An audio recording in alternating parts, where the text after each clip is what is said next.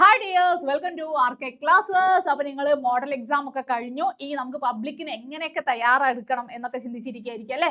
അപ്പൊ അതുകൊണ്ട് തന്നെ നമ്മൾ ഇനി കുറേ പഠിക്കുക, ഒരു വിധം പോർഷൻസ് ഒക്കെ നിങ്ങൾ പഠിച്ചു കഴിഞ്ഞു. ഇനി നമ്മൾ അതിൽ ഏറ്റവും ഇമ്പോർട്ടന്റ് ആയിട്ടുള്ള കുറച്ച് കാര്യങ്ങളാണ് നമ്മൾ ഡിസ്കസ് ചെയ്യുന്നത്. അപ്പൊ ഇന്ന് നമ്മൾ ഈ വീഡിയോയിൽ ഡിസ്കസ് ചെയ്യുന്നത് നമുക്ക് ഇമ്പോർട്ടന്റ് ആയിട്ട് നമ്മൾ പഠിച്ചിരിക്കേണ്ട ക്യാരക്ടർ സ്കെച്ച് ആണ്. ഏതൊക്കെ ക്യാരക്ടർ സ്കെച്ച് ആണ് നമുക്ക് വരിക എന്ന് പറഞ്ഞാൽ, നമുക്ക് ഹിന്ദിയിൽ ചരിത്ര ചിത്രം ലിഖിയെ അല്ലെ, ചരിത്ര पर टिप्पणी लिखिए എന്നൊക്കെ പറഞ്ഞാണ് നമുക്ക് ക്വസ്റ്റ്യൻ വരിക. അപ്പൊ അങ്ങനെ വരാൻ ചാൻസ് ഉള്ള 3 ക്യാരക്ടർ ആണ് നമ്മൾ ഇവിടെ ഡിസ്കസ് ചെയ്യുന്നത്. ജുലൂസ് നാട്യ രൂപാന്തരത്തിലെ ഇബ്രാഹിം അലി എന്ന ക്യാരക്ടറിനെ കുറിച്ച് അറിയാലോ അല്ലെ. നാടകത്തിലെ പ്രധാന കഥാപാത്രമാണ് ജുലൂസ് നാട്യ രൂപാന്തരൻ ക. ഇവിടെ നമ്മൾ പഠിക്കുന്ന ഈ ക്യാരക്ടർ സ്കെച്ചിന്റെ ഒരു മോഡൽ എന്ന് പറഞ്ഞാൽ, ഏത് ചാപ്റ്ററിന് ഏതൊരു ക്യാരക്ടറിനെ കുറിച്ച് ചോദിച്ചാലും നിങ്ങൾ ആദ്യം മെൻഷൻ ചെയ്യേണ്ടത് അത് ഏത് ചാപ്റ്റർ ആണ്, അത് ഏത് വിധത്തിലുള്ള രചനയാണ്. ഇതിപ്പോ ജുലൂസ് ഒരു നാട്യ രൂപാന്തരൻ ആയതുകൊണ്ട് നമ്മൾ ആദ്യം അത് അവിടെ മെൻഷൻ ചെയ്തു. എന്നിട്ടാണ് നമ്മൾ ആരെ കുറിച്ച് പറയുന്നത്, ആ പാഠഭാഗത്തിലെ പ്രധാന കഥാപാത്രമാണ് ഈ ക്യാരക്ടർ എന്നാണ് നമ്മൾ പറഞ്ഞു വരുന്നത്. ഓക്കെ, അപ്പൊ നമ്മൾ ആദ്യം തന്നെ പറയാണേ, മുഖ്യ കഥാപാത്ര ഹെ ഏതിലെ ജുലൂസ് നാട്യ രൂപാന്തരൻ കാ മുഖ്യ കഥാപാത്ര ഹെ ഇബ്രാഹിം അലി. यह नाट्य रूपांतर की रचना ചിത്ര മുദ്ഗലിനെ की है. അപ്പോൾ ഏത് പാഠഭാഗം നമ്മൾ പഠിക്കുമ്പോഴും നമുക്ക് അത് എഴുതിയിട്ടുള്ള ലേഖകനെ അല്ലെങ്കിൽ ലേഖികയെ നമുക്ക് പഠിച്ചിരിക്കണം. അപ്പൊ നമ്മൾ രണ്ടാമതായിട്ട് അത് എന്ത് പറഞ്ഞു, ഈ നാട്യ രൂപാന്തരൻ എഴുതിയിരിക്കുന്നത് ചിത്ര മുദ്ഗലാണ്. ഈ പറഞ്ഞിരിക്കുന്ന കാര്യങ്ങളൊക്കെ പലപ്പോഴും നമുക്ക് വൺ വേർഡ് ക്വസ്റ്റ്യനിലും ചോദിക്കുന്ന കാര്യമാണ് കേട്ടോ. ഒന്ന് നമ്മളോട് ചോദിച്ചേക്കാം, ജുലൂസ് കിസ് വിധ കി രചന ഹേ. അവിടെ നമ്മൾ നാട്യ രൂപാന്തരൻ എന്ന് എഴുതണം. ഇനി അത് കൂടാതെ ചോദിച്ചേക്കാം, ജുലൂസ് നാട്യ രൂപാന്തരൻ കാ ലേഖക കോൻ ഹേ. അപ്പൊ നമ്മൾ എന്ത് എഴുതണം, ആരെ പേരാണ്, ചിത്ര മുദ്ഗൽ എന്ന് കൊടുക്കണം. ഇനി നമ്മൾ കഥാപാത്രത്തിലേക്ക് കടക്കാം. നാടക में ഇബ്രാഹിം അലി സ്വതന്ത്രതാ സേനാനിയോ കാ നേതാ ഹെ. പാഠഭാഗത്തിൽ എന്താണോ ഈ കഥാപാത്രം അത് നമ്മൾ അവിടെ പറഞ്ഞു. ഇബ്രാഹിം അലി के नेतृत्व में സ്വരാജിയോ കാ ജുലൂസ് जा रहा है അല്ലെ. സ്വരാജികൾ, സ്വന്തം രാജ്യം എന്ന ആവശ്യവുമായിട്ട് നടക്കുന്ന ജാഥ വിളിച്ച് നടക്കുന്ന കുറച്ച് ആളുകളെ, സ്വാതന്ത്ര്യ സേനാനികളെയാണ് കാണിക്കുന്നത്. ജുലൂസ് എന്ന് പറഞ്ഞാൽ അറിയാലോ, ജാഥയാണ്. മഹാത്മാജി കെ അഹിംസാവാദി കാ അനുയായി ഹെ ഇബ്രാഹിം അലി. അപ്പൊ ഇബ്രാഹിം അലി ആരുടെ അനുയായി ആയിട്ടാണ് പറയുന്നത്? അദ്ദേഹത്തിന്റെ കഥാപാത്രം എങ്ങനെയാണ്? തികഞ്ഞ ഒരു ഗാന്ധിയനാണ് അല്ലെ, അഹിംസാവാദിയാണ്.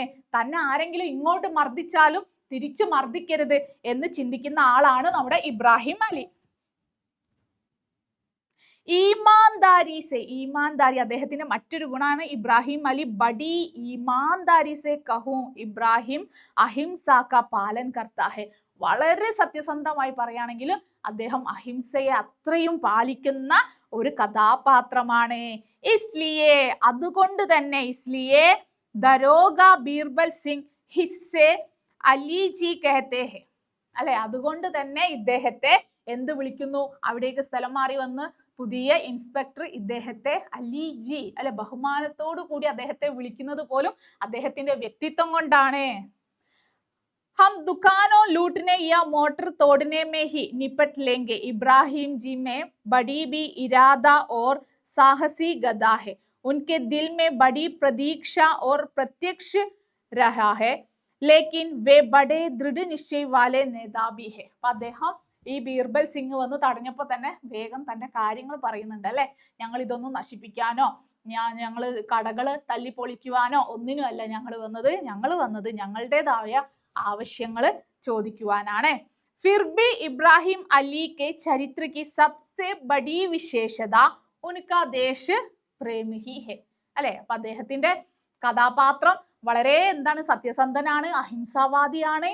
ഇതിലൊക്കെ അദ്ദേഹത്തിന്റെ കഥാപാത്രത്തിൽ ഏറ്റവും എടുത്തു നിൽക്കുന്നത് അദ്ദേഹത്തിന് ദേശത്തിനോടുള്ള സ്നേഹം തന്നെയാണ്. ദേശപ്രേമി എന്ന ക്വാളിറ്റിയാണ് ഏറ്റവും കൂടുതൽ ഈ പാഠഭാഗത്ത് നമ്മുടെ ഈ ഇബ്രാഹിം അലി എന്ന ക്യാരക്ടറിനെ എടുത്തു കാണിക്കുന്നത്.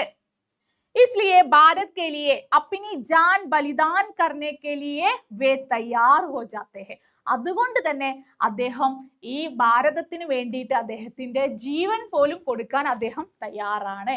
ആ ജാഥയിൽ അല്ലെ, അത്രയും ലഹള നടന്നിട്ട് പോലും മറ്റ് മർദ്ദിക്കപ്പെടുമ്പോഴും ഇബ്രാഹിം അലി അതിൽ നിന്ന് പിന്മാറുന്നില്ല.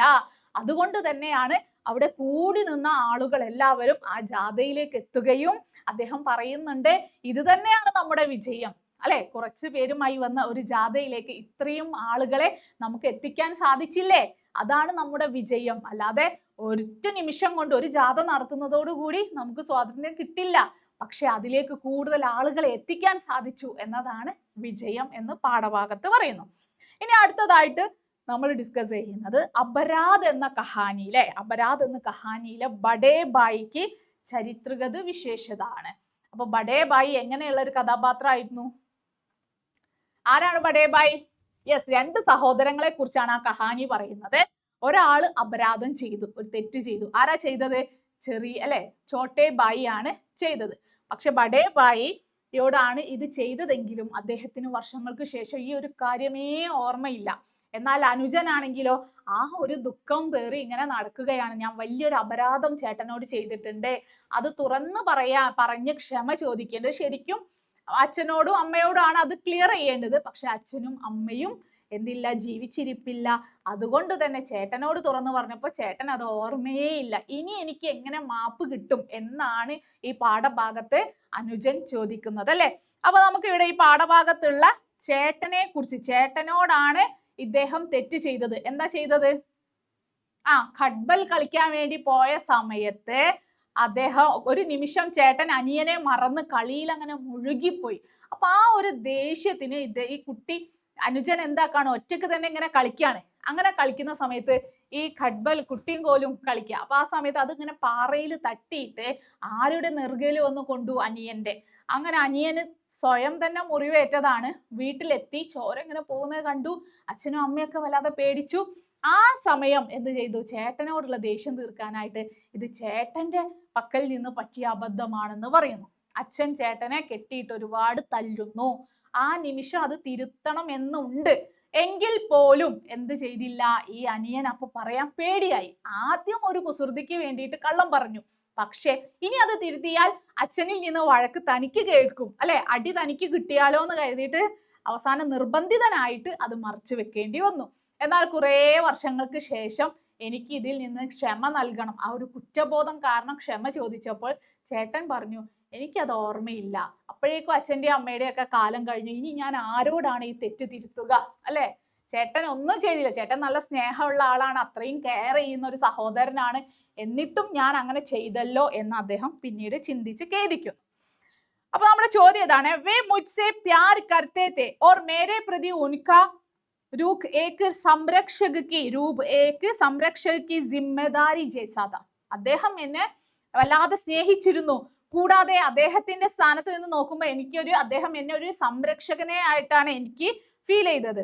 അപരാധ് കഹാനി के आधार पर बड़े भाई की ചരിത്രഗത വിശേഷതാओं को विस्तार दे. അപ്പൊ അപരാധ് എന്ന കഹാനിയുടെ അടിസ്ഥാനത്തിൽ ബഡേ ബായിയെ കുറിച്ചിട്ട് എഴുതുവാനാണ് പറഞ്ഞിരിക്കുന്നത്. उदय प्रकाश की अपराध कहानी के 2 मुख्य कथापात्रों में से एक है बड़ा भाई. एक पैर को बचपन में पोलियो हो जाने से बड़ा भाई अपाहिज था. അല്ലെ, ഒരു കാലിന് പോളിയോ ബാധിച്ചത് കൊണ്ട് തന്നെ അവന് ഒരു വൈകല്യമുള്ള കുട്ടിയായിരുന്നു. അപാഹിജ് ഹോനെ പർ ബി, വൈകല്യം ഉണ്ടെങ്കിലും ഖേൽ കൂദോ മേ വഹ് ബഡാ തൽപരത രഖാ താ. അങ്ങനെ ഒരു കാലിന് വൈകല്യം ഉണ്ടെങ്കിലും അവൻ കളിയിലും അല്ലെ മത്സരങ്ങളിലും ഒക്കെ അവനായിരുന്നു വിജയിക്കുന്നത്. ഭയങ്കര താല്പര്യമുള്ളവനുമായിരുന്നു. ബഡാബായി അച്ഛാ തൈറാഖ് ത.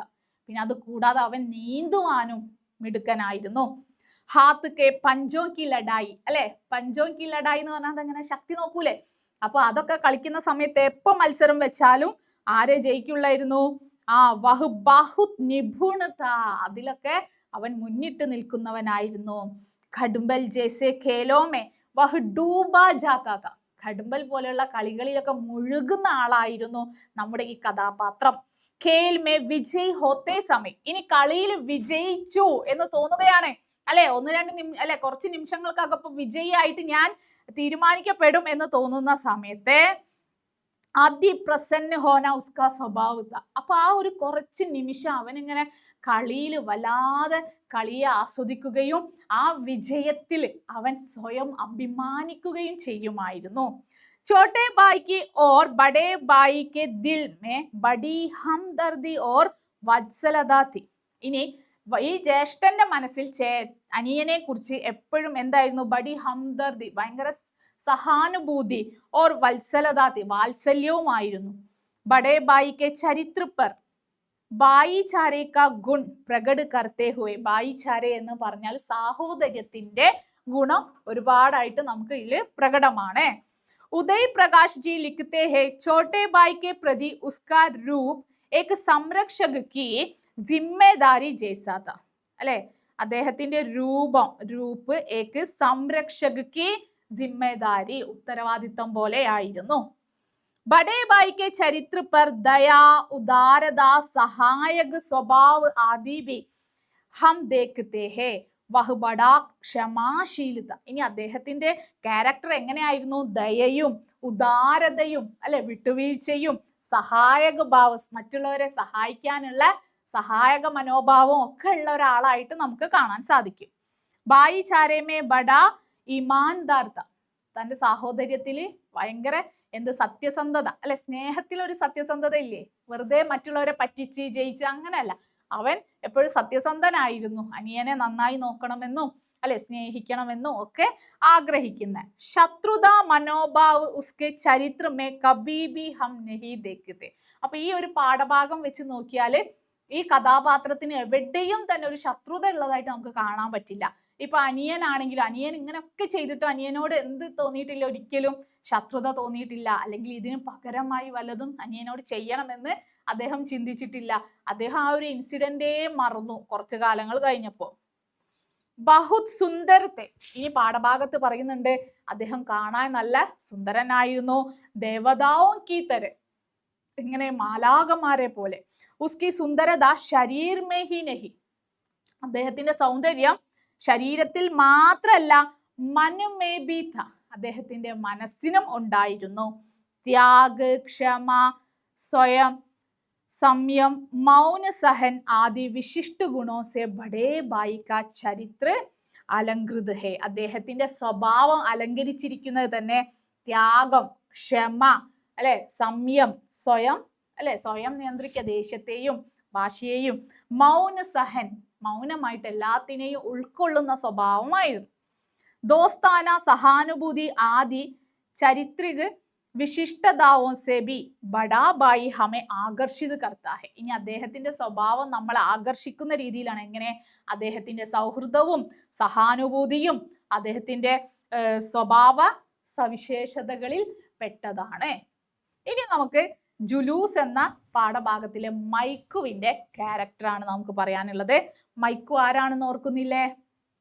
വീണ്ടും നമ്മൾ പറയുന്നു, ജുലൂസ് നാട്യരൂപാന്തർ കാ ഏക് കഥാപാത്ര ഹേ മൈക്കു. ജുലൂസ് എന്ന നാട്യരൂപാന്തരത്തിലെ ഒരു കഥാപാത്രമാണ് നമ്മുടെ മൈക്കു. നേരത്തെ ഞാൻ പറഞ്ഞു, നമ്മൾ ഏതൊരു ക്യാരക്ടറിനെ കുറിച്ച് എഴുതാണെങ്കിലും ഫസ്റ്റ് നമ്മൾ ചാപ്റ്റർ പറയണം. നമ്മൾ എഴുതിയ ആളെ പറ്റി പറയുകയാണെങ്കിൽ അല്ലെ, ഇനി രണ്ടാമതായിട്ട് നമ്മൾ അതും മെൻഷൻ ചെയ്യണം. യഹ് നാട്യരൂപാന്തർ കി രചന ചിത്രാ മുദ്ഗൽ ने की है.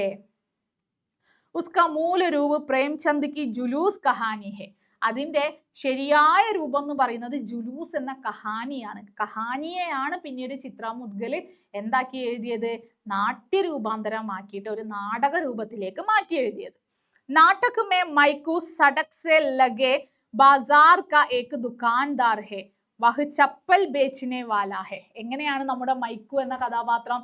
അദ്ദേഹം നാടകത്തിലെ ഈ തെരുവിന്റെ സൈഡിൽ ഇരുന്നിട്ട് ചെപ്പലൊക്കെ വിൽക്കുന്ന ഒരാളാണ്. വഹ് ബഡാ ഹസ്മുഖ ആദ്മി ഹെ, ചിരിച്ചോണ്ട് കാണുന്ന ഒരു ക്യാരക്ടറാണ് അദ്ദേഹം. മൈക്കു അംഗ്രേസോ ഓർ ദേശപ്രേമഹീനെ ലോഗോ കാ ബഡാ ആലോചക് ഹെ. മൈക്കു കെഹത്താ ഹെ, അദ്ദേഹത്തിന് സത്യത്തിൽ ആരോട് താല്പര്യമില്ല? അംഗ്രേസ്, അദ്ദേഹം ഒരു കടുത്ത ബ്രിട്ടീഷ് വിരോധിയായിരുന്നു. അതേക്കുറിച്ചൊക്കെ നന്നായിട്ട് ഈ ജുലൂസിനെ കുറിച്ചും പിന്നെ അത് കൂടാതെ സ്വാതന്ത്ര്യ സമരത്തെ കുറിച്ചും ഗാന്ധിജിയുടെ പുതിയ പുതിയ നിർദ്ദേശങ്ങളെ കുറിച്ചൊക്കെ വളരെ അപ്ഡേറ്റഡ് ആയിട്ടുള്ള ഒരാളായിരുന്നു അദ്ദേഹം. ദേശപ്രേമഹീന ലോക്, രാജ്യത്തിനോട് സ്നേഹമില്ലാത്ത ആളുകളോടൊക്കെ അവരോടൊക്കെ അദ്ദേഹം ആലോചക്, ആലോചക എന്ന് പറഞ്ഞാൽ ക്രിട്ടിസൈസ് ചെയ്യുമായിരുന്നു, അവരെയൊക്കെ എങ്ങനെ ക്രിട്ടിസൈസ് ചെയ്യായിരുന്നു അദ്ദേഹം. जो हमारी दशा सुधारने के लिए अपनी जान हथेली पर लिए फिरता है. हमारी ദശ സുധാരണയ്ക്ക് തന്റെ ഭാഗം അല്ലെ നമ്മുടെ ഭാഗം ക്ലിയർ ചെയ്യാൻ വേണ്ടിയിട്ട് അല്ലെങ്കിൽ ദേശത്തിന് വേണ്ടിയിട്ട് അദ്ദേഹം എന്ത് ചെയ്യായിരുന്നു? തന്റെ ജീവൻ വരെ കൈവെള്ളയിൽ വെച്ച് പോരാടുമായിരുന്നു. വഹ് ഹേ മഹാത്മാ ഗാന്ധി ഉസ്കെ ആകെ ഹമേ കിസി ബഡേ ആദ്മിക്ക് പർവാ നഹി. അതുകൊണ്ട് തന്നെയാണ് അദ്ദേഹം മഹാത്മാഗാന്ധി അത്രയും പിന്തുണച്ച് അവിടെ സംസാരിക്കുന്നത്. ആരാണ്? ഞങ്ങളുടെ പുതിയ അല്ലെ ഞങ്ങളുടെ വലിയ നേതാവ് ആരാണെന്നാ പറയുന്നത്? മഹാത്മാഗാന്ധി തന്നെയാണ്. അതുകൊണ്ട് തന്നെയാണ് അദ്ദേഹത്തെ കുറിച്ച് ആകെ ഉസ്കെ ആകെ ഹമേ കിസി ബഡേ ആദ്മി, അദ്ദേഹത്തിന്റെ മുന്നിൽ ഞങ്ങൾക്ക് മറ്റൊരു വലിയ മനുഷ്യനില്ല. അത് ബ്രിട്ടീഷുകാരായിക്കോട്ടെ, ഓഫീസർമാരായിക്കോട്ടെ, ഇൻസ്പെക്ടറോ ആരും ആയിക്കോട്ടെ, DIGയോ. उसके दिल में बड़ा देश प्रेम है, भारत की स्वतंत्रता की प्रतीक्षा उसके दिल में दृढ़ रहती है. അപ്പൊ ഭാരതത്തിന്റെ സ്വാതന്ത്ര്യത്തെ കുറിച്ച് ഉറച്ചൊരു വിശ്വാസം അദ്ദേഹത്തിന് ഉണ്ടായിരുന്നു. ഭാരതം സ്വാതന്ത്ര്യം നേടണമെന്നും നേടുമെന്നും അദ്ദേഹം ചിന്തിച്ചിരുന്നു. വഹ് ഏക് ബാർ കഹത്താ ഹെ, അതുകൊണ്ട് തന്നെ അദ്ദേഹം പറയുന്നു, അബ് തോ ബായി രുക്കാ നഹി ജാത്ത മേ ബി ജുലൂസ് മേ ഷാമിൽ ഹോ ജാഊംഗ. എന്താ പറയുന്നത്? ഇനി നിന്നുകൂടാ. എങ്ങനെ? അവിടെ ലഹള നടക്കുന്ന സമയത്താണ് അദ്ദേഹം ചിന്തിക്കുന്നത്. ആദ്യമൊക്കെ ഇങ്ങനെ ജാഥ നല്ല രീതിക്ക് പോകുന്നു അല്ലെ, ജാഥയിൽ പങ്കെടുത്തില്ലെങ്കിലും അതിനെ അനുകൂലിക്കുന്ന ഒരാളായിരുന്നു മൈക്കു. പക്ഷെ അവിടെ ഒരു കലഹം വന്നപ്പോൾ അദ്ദേഹം ചിന്തിക്കുന്നത് എന്താണ്? ഇനിയും കാത്തു നിന്നുകൂടാ എന്ന് പറഞ്ഞ് എല്ലാവരും അദ്ദേഹം ഓടിപ്പോകുന്നു, ജാഥയിൽ പങ്കെടുക്കുന്നു. അതിന്റെ പുറകിലായിട്ടാണ് ആരും പോകുന്നത്? അവിടെ സംസാരിച്ചു കൊണ്ടിരുന്ന മറ്റുള്ള 2 കച്ചവടക്കാരും ബാക്കിയുള്ള കച്ചവടക്കാരും ഒക്കെ ഇതില് ജാഥയിൽ പങ്കെടുക്കുന്നത്. അപ്പൊ അങ്ങനെ ഒരു മറ്റുള്ളവരെ അല്ലെ ആകർഷിക്കാൻ പറ്റിയൊരു കഥാപാത്രമായിരുന്നു മൈക്കു. അപ്പൊ മൈക്കു എന്ന കഥാപാത്രം ദേശസ്നേഹത്തിന് വേണ്ടി മറ്റുള്ളവരോട് ഒരുപാട് സമയം തർക്കിക്കുന്നുണ്ട് അല്ലെ, അവരെ ക്ലിയർ ചെയ്യുന്നുണ്ട്. അങ്ങനെയല്ല ഇങ്ങനെയാണ് എന്നൊക്കെ പറഞ്ഞിട്ട് എന്താ സാധാരണക്കാരൻ എന്ത് കുറവാണ് ബ്രിട്ടീഷ് അല്ല സാധാരണക്കാരനാണല്ലോ ഈ ബ്രിട്ടീഷ് ഭരണത്തിൽ കുറവുള്ളത്. അതല്ലാതെ വലിയ ആളുകൾ, ഈ നിങ്ങൾ പറയുന്ന വലിയ ആളുകൾക്ക് ഒരു നഷ്ടവും ഇല്ല. കാരണം എന്താ? അവർക്ക് പണമുണ്ട്, അവർക്ക് ജീവിക്കാനുള്ളതൊക്കെ ബ്രിട്ടീഷ് സർക്കാർ നൽകുന്നുമുണ്ട്. സർക്കാരിനെ അനുസരിച്ച് അവർക്ക് ജീവിക്കാനും സാധിക്കുന്നുണ്ട്. എന്നാൽ സാധാരണക്കാരനായ ആളുകൾക്കാണ് ചെറിയ ചെറിയ കാര്യങ്ങളിൽ പോലും നികുതി ചുമത്തുന്നു, അവരിൽ നിന്ന് വല്ലാതെ അല്ലെ ആവശ്യത്തിന് കൂലി നൽകുന്നില്ല. അപ്പൊ ഇങ്ങനെയുള്ള പ്രശ്നങ്ങളൊക്കെ സഹിക്കുന്നത് ആരാണ്?